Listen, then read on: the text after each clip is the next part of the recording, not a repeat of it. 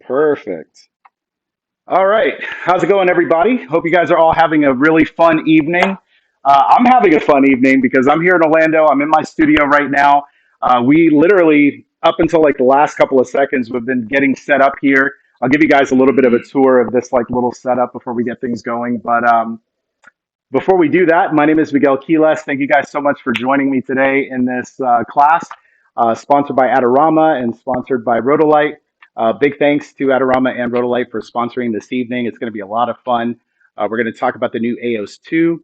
I'm going to demonstrate it for you. I've got an awesome model here, which we go way back. It might be a story for another day. I don't know. 10 years. 10 years. And so here we are again today. We're going to try to make some new magic with these photos. So it's going to be a lot of fun.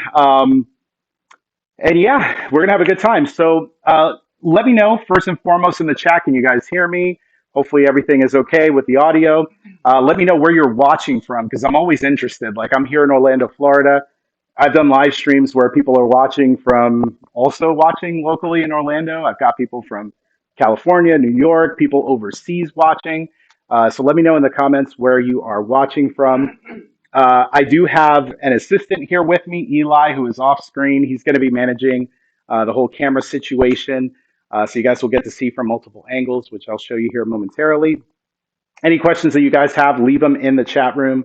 I'm going to attempt to answer every question that I get, but we'll see how that goes because we've got about an hour to be able to do what we need to do today. So with that being said, where's everybody watching from? Are they? We got Phoenix. Phoenix. We have Brooklyn. Brooklyn. Staten Island, yes. Ohio. Chicago. Oh, Chicago, okay. Close. New York. We got loud and clear from Chicago. Sweet. Queens, New York. Queens, New York. Pocono Mountain. Nice.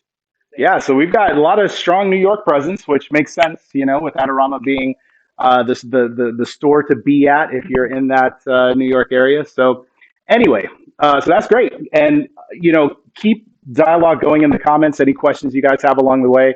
I did get some ahead of the class, which I will try to answer at some point during this class. But yeah, so it's going to be really interesting. So this is the main camera. I'm going to address you all, answer your questions. I'm going to be talking to you here. We have a couple of cameras to hopefully help you to get the best viewing experience. So we've got this camera here. You'll get to see the model, myself. We'll be photographing, talking, so you'll see. And it's a little dark right now because I don't have any lights on, but it will be brighter momentarily. And then we've got a wide shot over here. So hopefully this wide angle will kind of show you the studio environment and give you an idea of light placement, all of that good stuff. So going back here. What I like to do with a lot of my workshops is to really kind of give you the best seat in the house. And that's kind of what the goal is of this setup. Hopefully, you know, you'll be able to see this just as if you were here at the studio, like watching with me and working with me.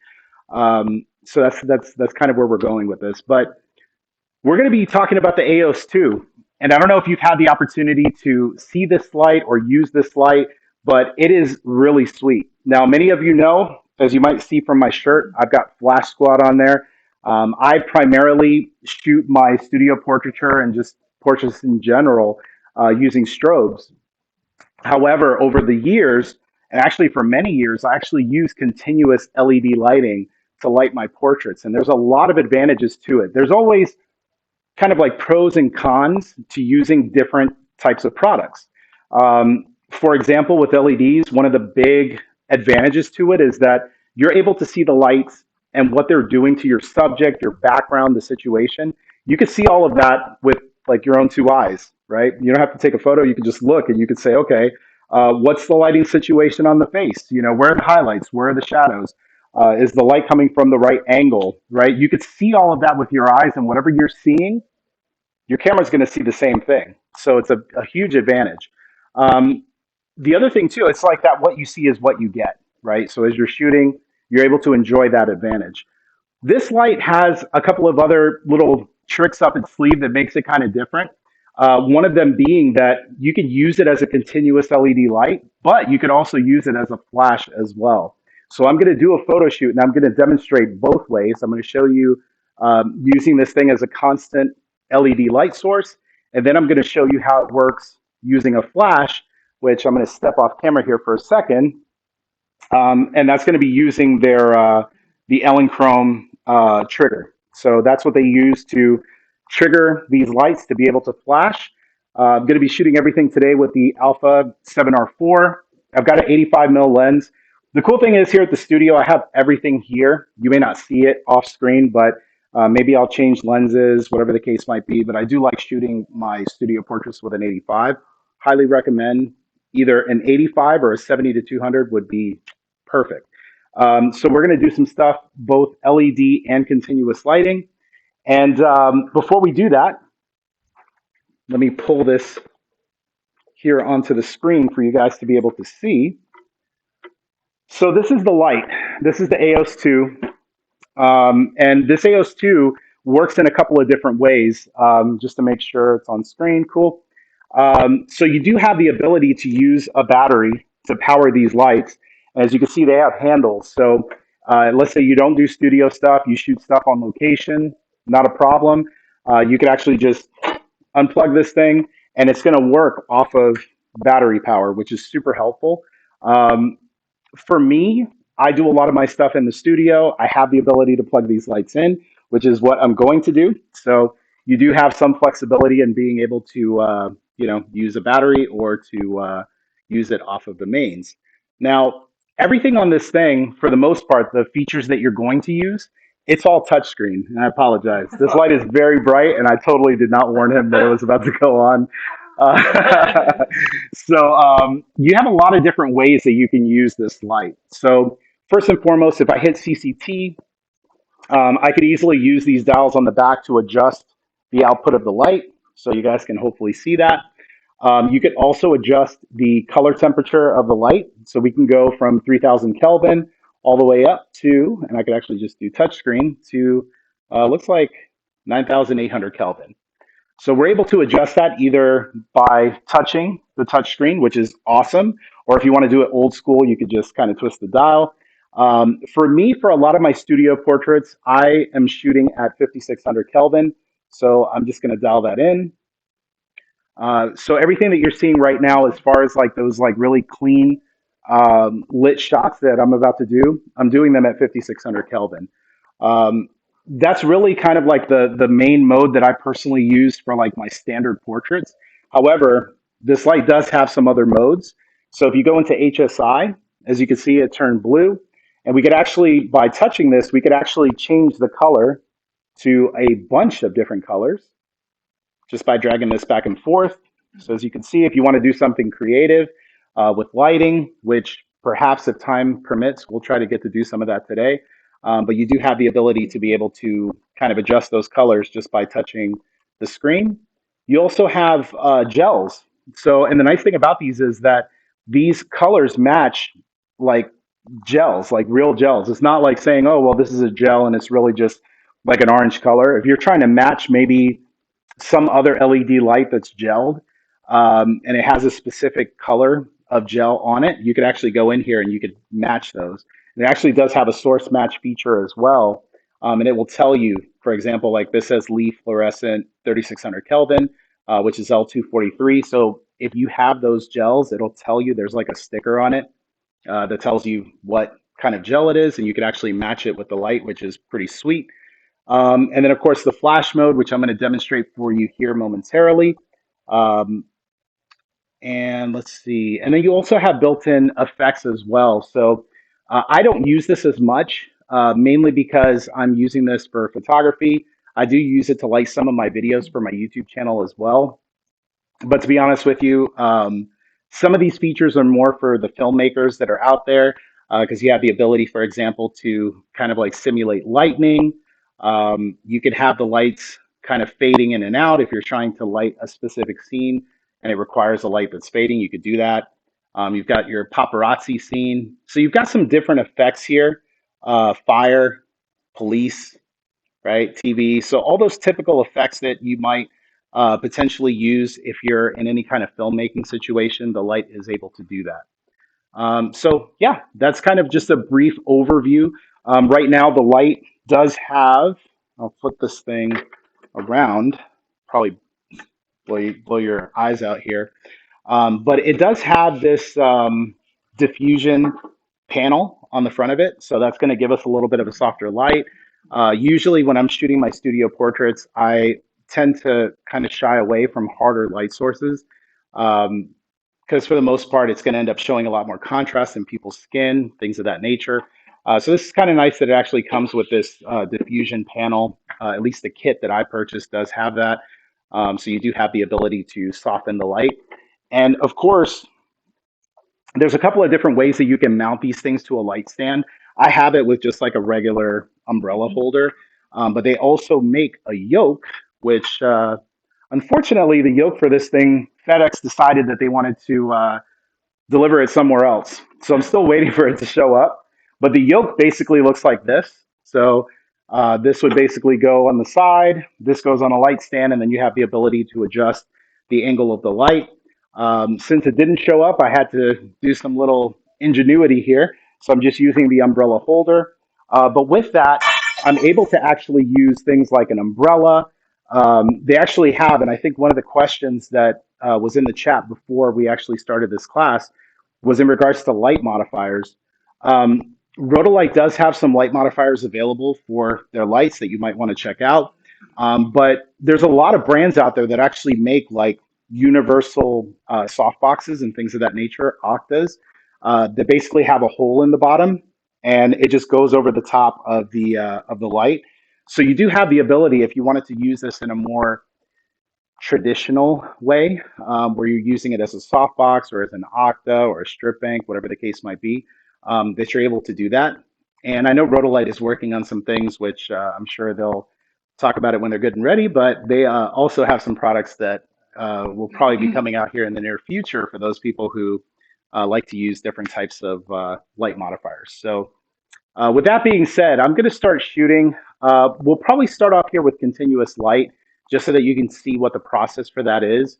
And then I'll break for a second to answer any questions. So if you guys at this point have any questions, you guys and gals, if you have any questions, leave them in the comment section. And in the meantime, I'm going to shoot and kind of show you guys my process. All right, man, 10 years, dude. This is crazy. This is crazy. All right, so so we're gonna do just like some really basic kind of like actors type of portraits, actors headshots. So super easy. It's in your wheelhouse. It's what you do. So first and foremost, the cool thing with these LED lights is I can see just by looking at his face what the light is doing. So typically what I would do with a constant light is I would just stand and just kind of look and see, okay, what's happening right now. I could see from where the light is that I'm not getting that like perfect Rembrandt lighting, but if I have it here, I could see that I'm starting to get the triangle underneath the eye. I'm getting some nice light on the side of the face here. So if I expose right now, which speaking of exposure, one of the questions was early on, how do you expose? Do you expose in camera? Do you use a light meter? I use both. I do it both ways. For me, I've been doing this for a long time, so I can just look at my viewfinder, especially because I'm shooting with a mirrorless camera. I can just look and see, bless you. I can look and see like, okay, this exposure either looks good or it doesn't look good, right? So I don't have to use the light meter, but I would recommend to you to get a good light meter because not only will it help you to just kind of eliminate the guesswork, but when you start working with bigger clients, it's kind of important to just have that like dog and pony show going, right? And maybe some of you who do commercial work, you'll know what I'm talking about. But you don't want to make what you do look too easy to clients, especially if you charge them a lot of money. You want to make sure that you make it look like there's a little bit of a process involved, and there's really nothing in my mind that looks more technical and just kind of makes the process look more interesting, I guess, than to use a light meter.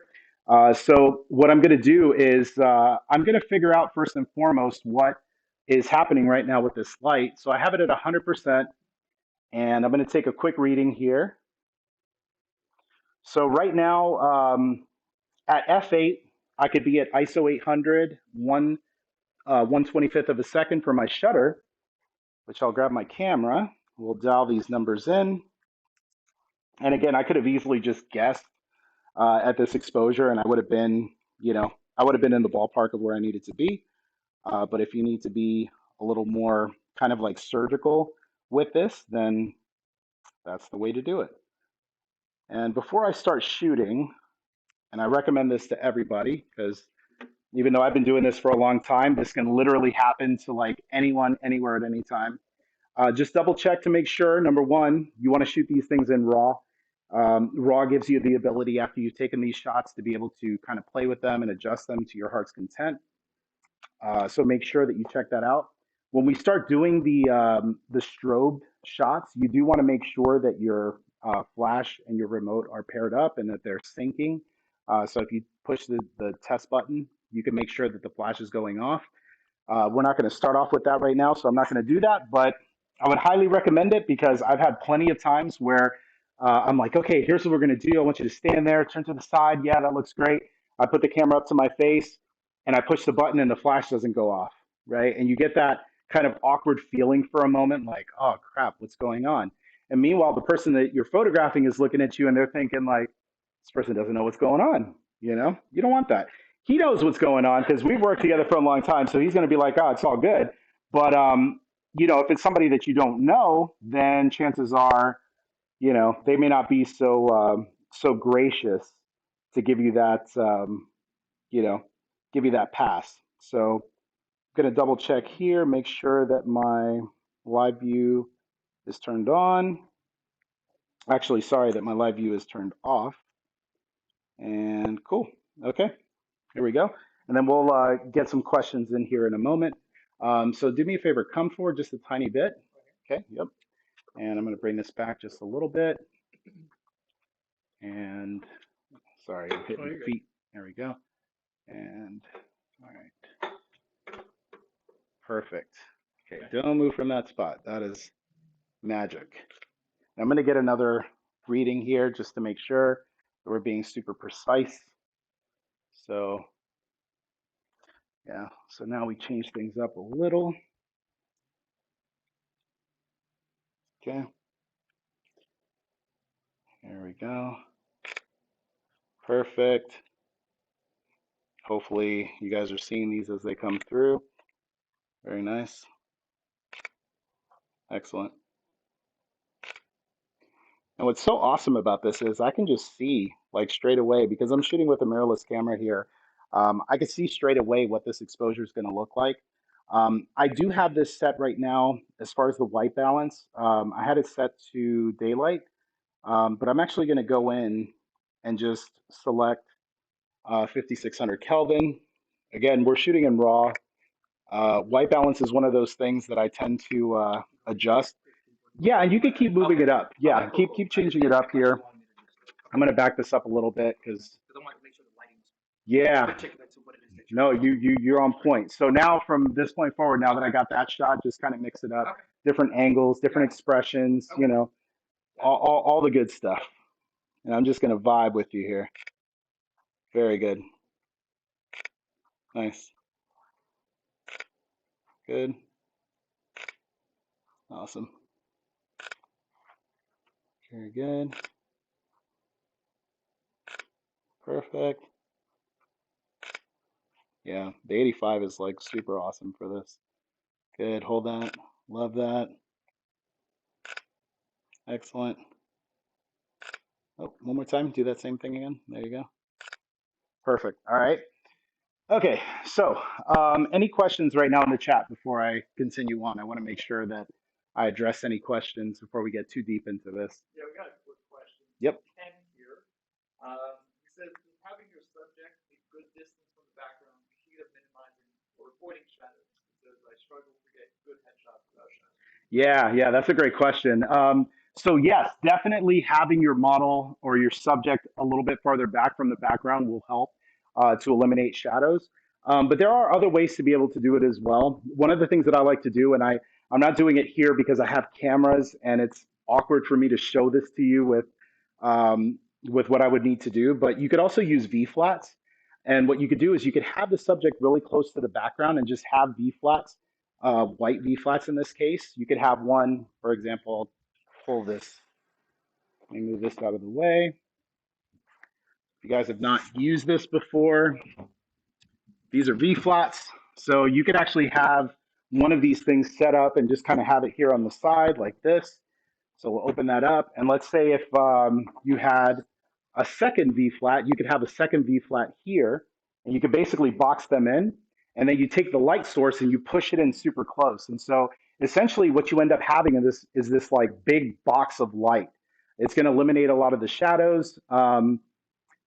So that's one way to be able to do it. But realistically, the easiest way is to just pull that person away from the background, because you can see that where, let me back this over here. So you can see, hopefully, in this video, that based on where you go back where you were one more time, you can see the shadow on the background here, right? But move forward. So just by taking that one step, that shadow is gone.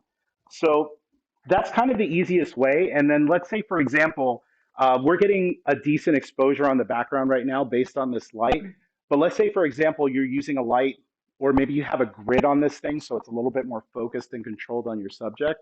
You could take a second light or a third light or a fourth or fifth light, add it to the background, and you could kind of play with the exposure from there. So if you want to bring up the exposure of the background, just add additional lights to the background and you're able to do that. So hopefully that answers the question. Do we have any other ones? That's it for now. That's it. Sweet. Okay. So that's showing you kind of like a single light setup. We have two AEOS 2s in the studio right now, so I'm going to take advantage of that. And a lot of times when I shoot my portraits, I'm not really so concerned with hair lights and things of that nature. But I do know that a lot of people will say, oh, I like using a hair light because I like to separate the subject from the background. And if that's your jam, that's cool. I'm not knocking it. But if you need to be able to do that, then you're going to need a second light. So I'm going to have you stand back in that same spot once again. And so now I could take this light, and again, because it's a constant light, I could just look and see, well, where's this light hitting? So I'm going to bring this thing up just a little bit to 46. Take my shooting position here. I can see there's like a super, super sharp, defined highlight there on the side of the face, which is cool. And let's test it out and see. There we go. Awesome. Yeah, and this light is like, it's sharp and it's kind of like, I don't want to say gritty, but it's got that like very strong feel. So expression wise, Got it. angry, Okay. WWE style. I like that. That's how we do it, Stone Cold Steve Austin style. There we go. Excellent. Very good. Nice. Yeah, that's perfect. Good. I'm going to back up a little bit. There we go. Just like that. Excellent. Good. Very good. And another thing too that maybe somebody's thinking this and they just don't want to ask, but I remember back when I started that there was times where I would compose the shot in such a way, and unfortunately, because of the way that the light is set up, you'll have some shots where either the light stand or like the edge of the modifier or whatever it is that you're using will actually start to show up in your framing. Don't worry about it, right? Because there's this great program called Photoshop. It takes like 2 seconds to kind of go in there. If you have your light source showing in the photograph, you just get rid of it in post in like just a couple seconds. So don't worry too much if you're, hair lights, kicker lights, that type of thing, if it's showing up in your shot. Very cool. Good. Now I'm going to get in kind of tight. So I'm going to be like collarbone up. Okay. Just like that. Hold that. Very cool. I'm actually going to drop my ISO. So this is one of the situations where, if you're using a light meter, it's going to give you what it thinks is like the proper exposure. But, we can make these creative decisions, and I actually don't want my ISO to be so high. So we're going to take it to, let's see what 400 looks like here. Yeah, so 400 for me is not bad. And because I'm shooting these raw with like a Alpha 7R4, I know that I can pull quite a bit of detail. What I don't want to do is to overexpose anything that's important. So in this case, don't really have to worry about that too much. Very good. Nice. Good. Perfect. And then we're going to try something a little different here. So I'm shooting these at a pretty high f-stop. Part of the reason for that is when I shoot my portraits, I want to make sure that I have as much skin texture and detail as possible. If you're shooting at a narrower aperture, something above, let's say 6.3, 7.1, you're going to see that a lot more of the face is actually like sharp and in focus. And you'll get a lot of detail. And if you can, Eli, punch into one of the photos. I'm going to go back here really quick and pull up a photo. And yeah, you could take a breather for a second. So this is a good example. So if I zoom into this, not that far, but you could see that there's a lot of detail here, Wow. right? You can see all the texture of the skin, the pores, even going to like the side of the head, right? So you can see quite a bit of texture, quite a bit of detail. This is all data and information that once I get into post-production, I'm able to enhance that if I want it to be enhanced.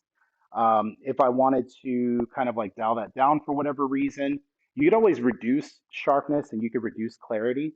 What's really hard is to add it when, you shoot something wide open. So it's a little trickier to do. Um, but in all of these shots, we have a pretty good amount of texture and detail, so long as the focus hits. Go through a few of these here. I'm on the trackpad, so it's like controlling the zoom is always fun.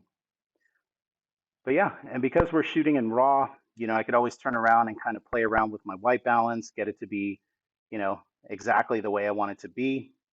Anytime you're working with, you know, dark or very light skin tones, you do want to make sure that you get your white balance correct, because you can make a dark person not look so dark, and you can make a, you know, light skinned person look dark. Like you can do quite a few things as you're playing around with like the exposure and the color in post. But as much as possible, you want to try to get it, like in camera, you want it to get it pretty close to where it should be. So I'm going to pull up earlier we had some questions, so I want to make sure I cover these. Um, So Scott was asking, would you use this light for event photography? For example, quick bride portraits during preparation. You could totally use a light like this for weddings. It's great for that, mainly because it's super lightweight. So if you have an assistant with you, you don't even need a light stand. They could just stand there and just hold the light. Doesn't weigh very much. It has a battery. Oftentimes, when you go into bridal situations, sometimes plugging something in is not an option, or it's very complicated. So having a Rotolight AEOS 2 with a battery pack, you can be in that scenario and you can use it and light a scene and hopefully be able to get a cleaner, crisper shot using a constant light or using the flash, depends on what you're trying to do. Larry was asking about metering. Do you use the light meter or just rely on the one in the camera? We talked about that. I use both. Just depends on the scenario. 9 times out of 10, I'm relying on my own eyes to get the proper exposure, but it just depends, right? Um, let's see. We talked about the pros and cons of continuous versus strobe. Um, Here's a good one. This is from Raleigh. Will the same methodology for shooting portraits in studio correlate to shooting outdoors in regards to ambient light? If not, how do I create using the equipment being used for studio portraits to create the same body of impressive work outdoors? Thank you. That question is fantastic. So shout out to Raleigh if you're in the chat. Um, it's entirely possible. Light is light. The way that light operates in the studio, it's going to operate in a very similar way if you're using it outdoors. The real trick is just understanding, what does good natural light look like versus what does good studio lighting look like? Because oftentimes they're totally different. And the way that those lights are produced are totally different. So it's a little bit easier for you to get kind of like a studio lit looking photo outdoors. Getting it to look supernatural, like not supernatural, but getting it to look natural or in a more natural way, sometimes when using off camera lighting, it could be a little bit challenging, but it is entirely possible to do. You just have to understand the principles and the properties of that available light that you find yourself in. For example, with a light like this, if I was shooting golden hour, I'm able to adjust the color temperature to match that golden hour lighting so that it doesn't look like I'm actually adding supplemental lighting. So perhaps I would use that available light as my main light, and maybe I would use a light like the AEOS 2 to be that little bump of light, right? That light that I can control.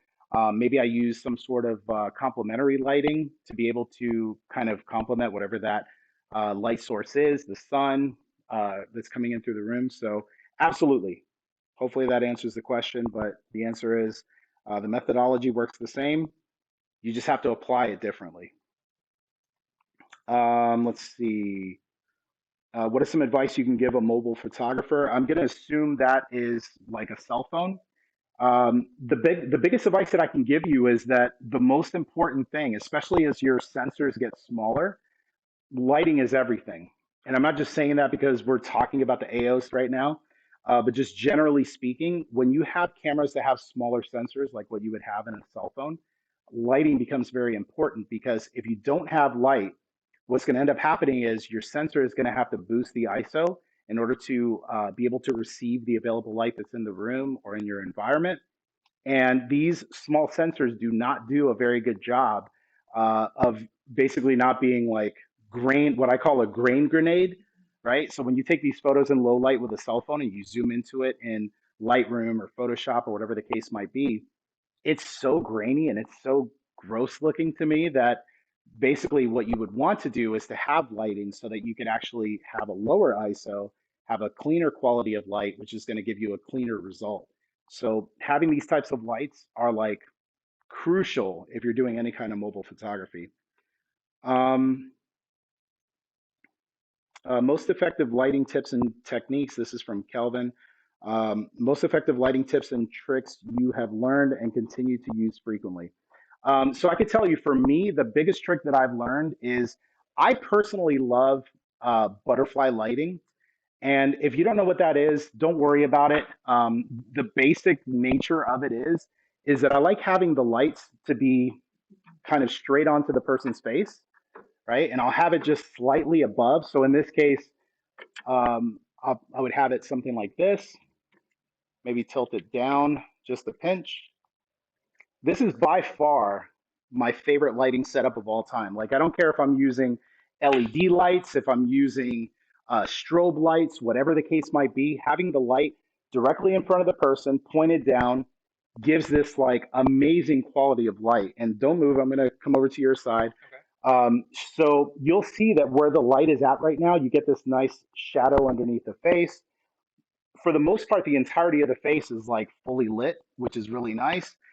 It carves out a lot of great details and features of people's faces. I'm going to take this photo because, again, it's my favorite setup of all time. So why not?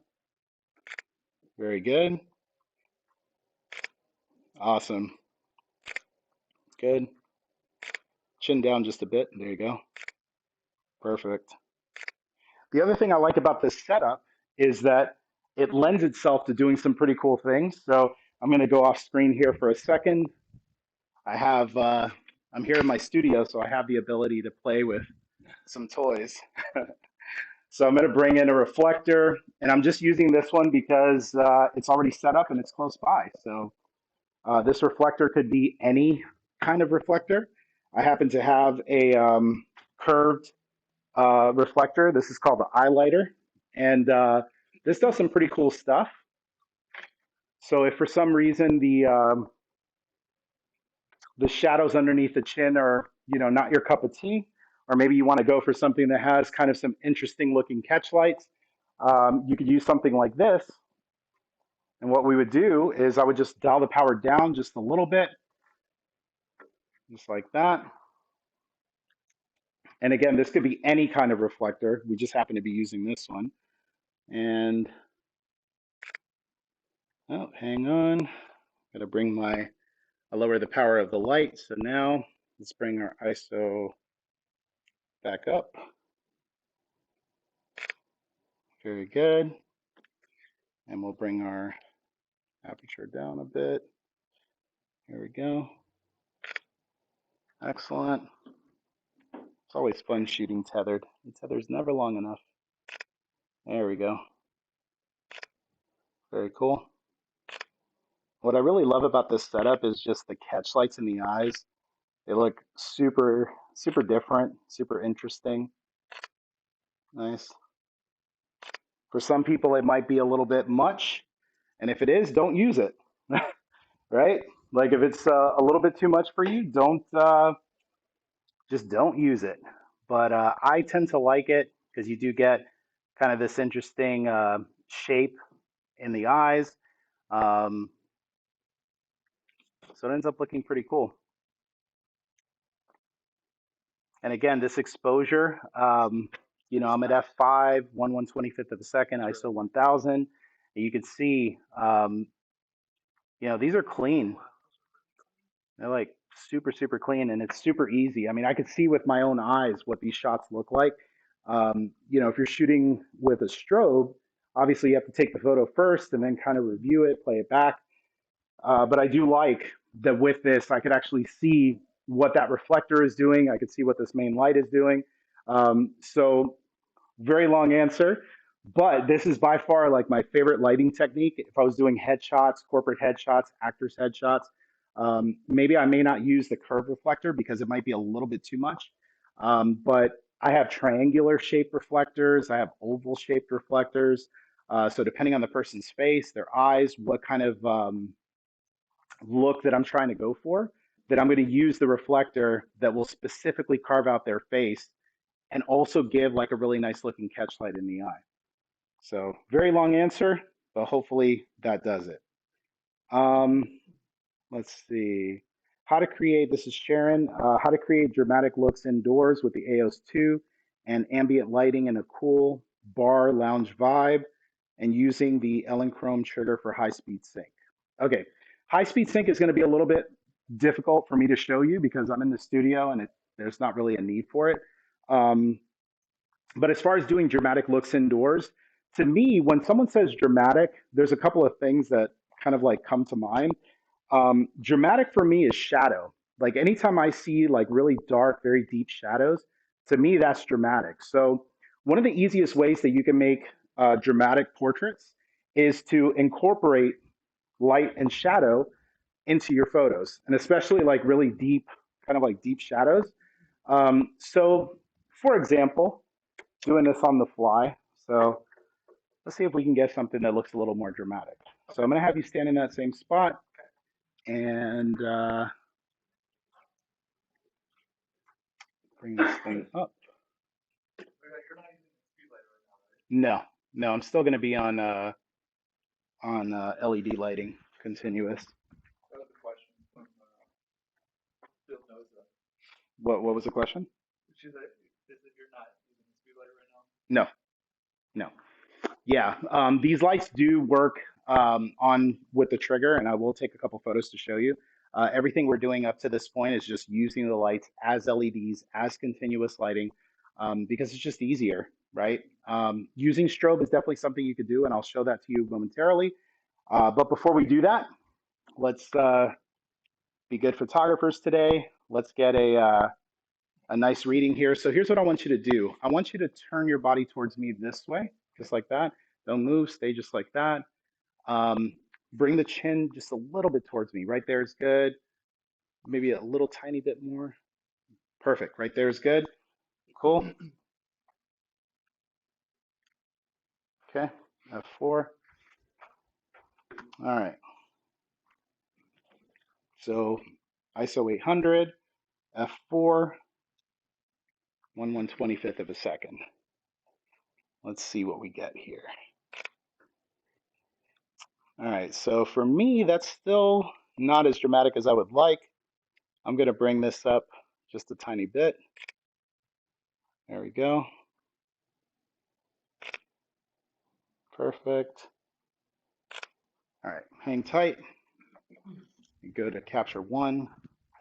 That's what I see in the viewfinder might be different, but yeah.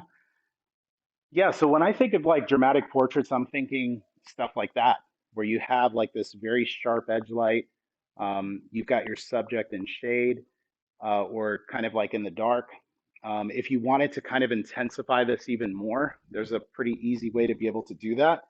What you could do is utilize a V flat. I'm going to move this out of the way.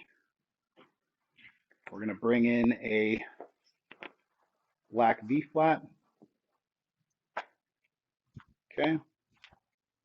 So these V flats, it doesn't have to be like a huge V flat like this. If you have any kind of a dark or black material that you can wedge close to your subject, this is a good way to basically subtract lighting from one side of the face.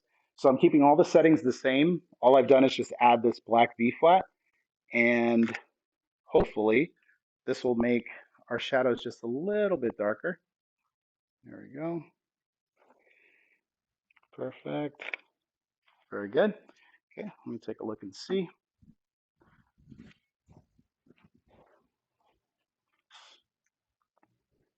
Yeah, so if I go, so you could see even going here between these two shots, you could see that once we added that black V flat, that we subtracted some of that lighting. So again, you're still getting the nice catch lights in the eyes. You're getting some nice kind of deep shadows on one side of the face, and you get something that looks kind of dramatic. The other thing you could do as well is you can get kind of dramatic using various colors of lighting. So let's do that just for kicks, because, you know, we got lights that allow us to do cool things like this. So let's try to do some complementary type stuff here. Um, yeah, we'll go with something like this. And then lower this down, turn this on, go here. And I'm going to change this one to, let's go with orange. Okay. I'm going to have this a little bit lower. So I really, yeah, yeah. It's the goal here. This is the goal. So, all right, let's test this thing out here. Again, I'm just going to eyeball the exposure. Okay, so this one could be a little bit brighter. There we go. Very cool. Nice. I could even take it in just a bit. Nice. Okay, let me take a look at a few of these.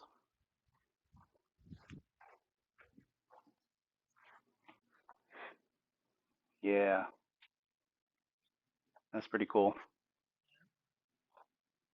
Yep. So, you know, that's kind of an easy way to be able to do that as well, is to basically have, you know, some different colors, two different lights. Usually in a setup like this, I would have the backlight to be kind of like a little bit brighter than the light that's actually on the face. But that gives you kind of like a really cool look. And it's relatively easy to kind of change things up. You can really make these colors whatever you want. You could do, if you want to go for like a synth or a retro type of color, you could do like a pink and purple. Um, you know, if you look up online and just look up all the different types of color harmonies that there are, you could find a bunch of different combinations that work really well. There is one other thing. Let me know if there's any questions, but I'm going to try to find something in the studio. Go for it. Just from a little bit earlier, but Trev asked, what distance from the model do you prefer to have the lights? What? Say that again. What distance? Yeah, what distance from the model do you prefer the lights to be at? Distance from the model. So that's a really good question. Distance really kind of depends. on a variety of different factors. Typically speaking, I keep my lights about 3 feet or so away from the subject. But it just really depends on what you're trying to go for, right?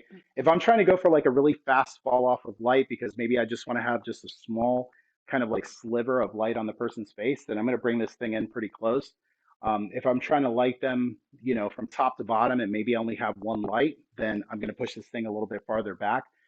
So it just kind of all depends, but I would say two things that are kind of a general rule of thumb for portraiture for me is 3 feet away from the subject, and I tend to have the bottom of the light to be at the same height as the eyes. So that's another thing as well, right? How tall are you? 6'3"? 6'4". 6'4". Geez. Okay. So if I had this light kind of low, um, I would know that it's a little bit too low because I could actually look at the top of your nose and I could see that the bottom, your nostrils are lit and you have a shadow on the top of your nose. So we don't want that. That's kind of what we call campfire lighting, monster lighting. You really don't want to do that. So the easiest way to make sure that doesn't happen is I stand behind my light and I actually just, I block my subject with the light. And I'll take this light and I raise it up until I can see them. And then I lower it down to where I can't see their eyes. And usually, if I do that, the light is like just at the right height to where things look good. You could always go a little bit higher than that if you want to as well. So just kind of depends, right? There's not necessarily like a quote unquote rule for this type of thing. It just kind of depends on what you're going for. Depends on the person you're photographing, their facial structure. How are you trying to complement them through lighting, through your camera settings, things of that nature. So there's a variety of different factors.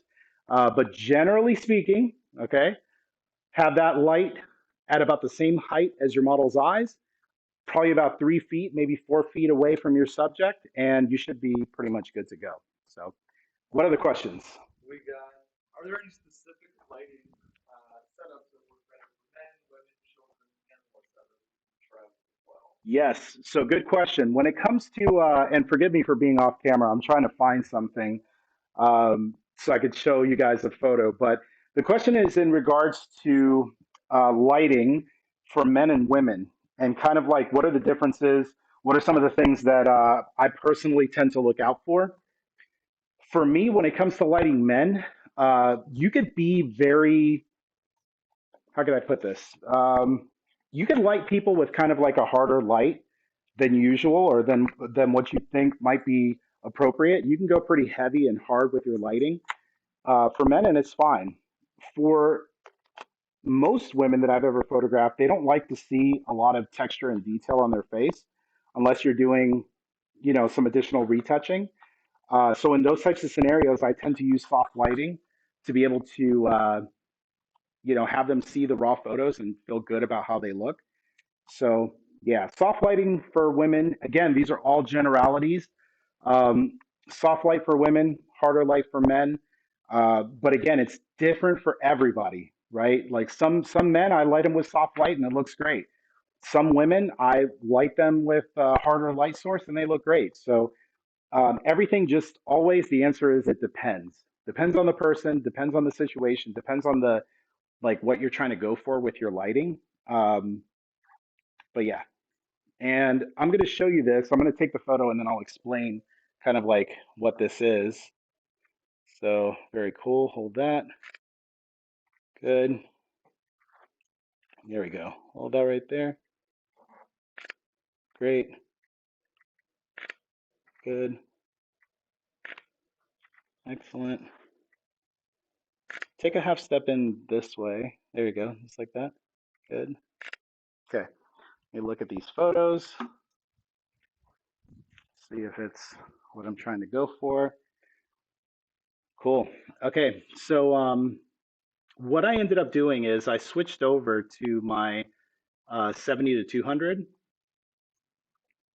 and I also added a filter. It's called a Glimmer Filter that's made by Tiffin.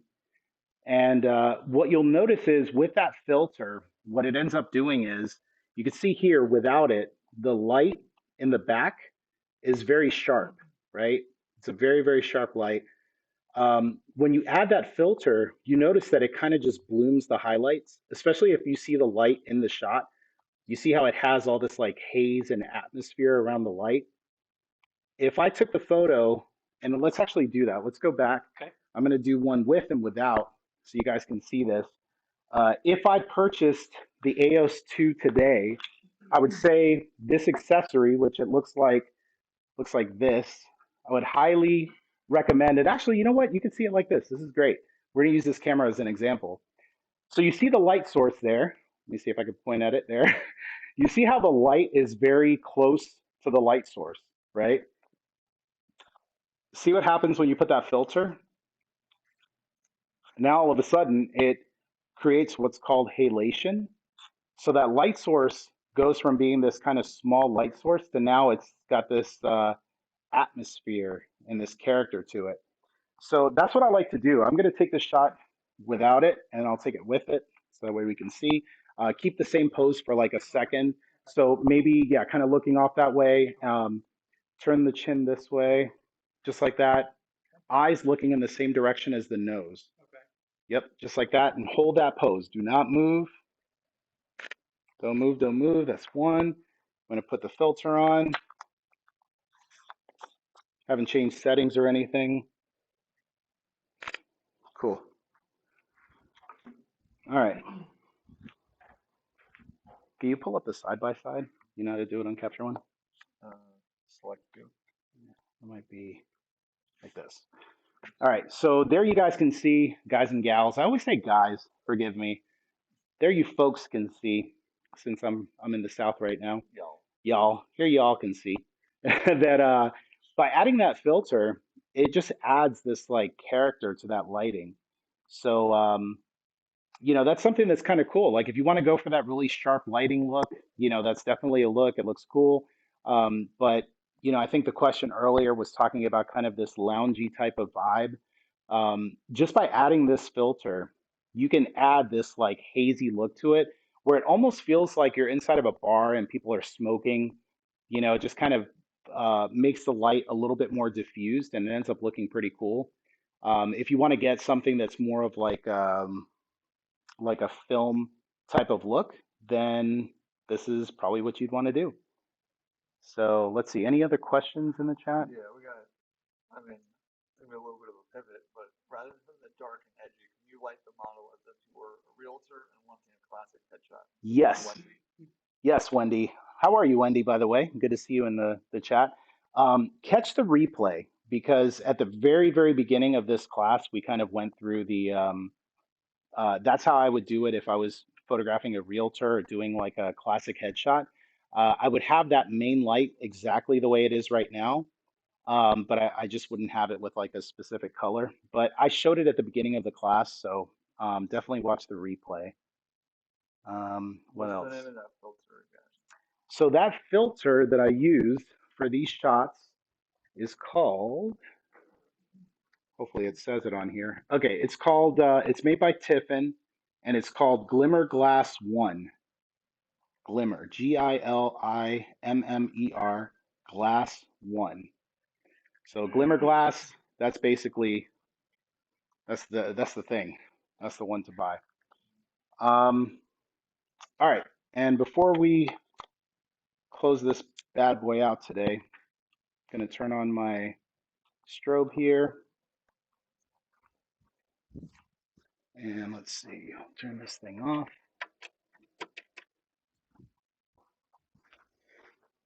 And we're going to take some strobe shots here. So we'll go to flash. We'll change this to just a really clean 5600 Kelvin. And we were talking about doing these like classic headshots. So take a little step this way, a little bit more. There you go, just like that. And we're going to take our lights here, tilt this down just a pinch. Yeah, it's fine. Yeah, it's okay. Cool. All right. Like I said earlier, you want to make sure that you push that test button, make sure that it's firing before you get too happy and excited. And let's see if I got this the way I want it. So, quick little test shot here. Okay. All right. There we go. And let's try this again. Perfect. Bring this up a little more. There we go. Now, very cool. So what we're doing now is we're actually using the AEOS 2 as a strobe. And what's really cool about this strobe is that unlike a regular strobe, the recycle time is crazy. So I'm going to show this off for the class, and I'm going to apologize to you in advance because it's going to be crazy. I'm going to take my shutter, or actually my drive mode, and I'm going to set it to high plus. I don't know what's going to happen. Maybe I do this, and let me take this thing off. Hang tight. Cool. All right. Perhaps I'll do this and everything just burns down, right? But I put my drive mode to high, and I want to show you how fast these lights recycle. This is something that when you're shooting with strobes, typically the lights don't recycle as fast, but because we're using LEDs here, they recycle super quick. So what I want you to do is, I'm going to have you kind of do like a movement, kind of like a model-y pose sequence. This thing is going to flash like crazy. So just kind of keep moving through the motions, through the poses. Are you shooting from here up? Yeah, I'm going to be like just below the shirt line. Yep. Yeah, exactly. So here we go. Go. Perfect. Cool. All right. So the only reason that I stopped where I stopped, normally you would have to stop there because your light basically says, hey, stop this, you're beating me into submission. The reason why I had to stop is because the buffer on the camera said, hey, chill out, okay? I'm shooting these at 60 megapixels. I'm running it through USB to my MacBook. So you end up having buffer issues if you're shooting tethered. But even if you're not shooting tethered, you're gonna run into the buffer. So let me look at a few of these shots here. And of course, it always ends on like the funny, but you could see shot after shot after shot, the exposure is the same. So you could have, for example, the way I would use this is I've had people, models that are dancers and things of that nature that are performers that might be doing something really cool. And I'll just tell them on your market set go and just kind of have them do their thing. And this is where the AEOS 2 would really come in handy because they're able to just go through the motions doing whatever it is that they do. And you just let these flashes fire, and you end up getting some like really cool looking shots. And again, the settings on these, you could see it was f7.1, 1/125th of a second, ISO 800. So getting a really nice clean exposure. And then of course, these are the headshots. So really clean and easy, really simple. Let's see, what other questions do we have here? What's the filter? Like manufacturers to fix? Ooh, that's a good one, Trev. What's the biggest issue with lights that you would like manufacturers to fix?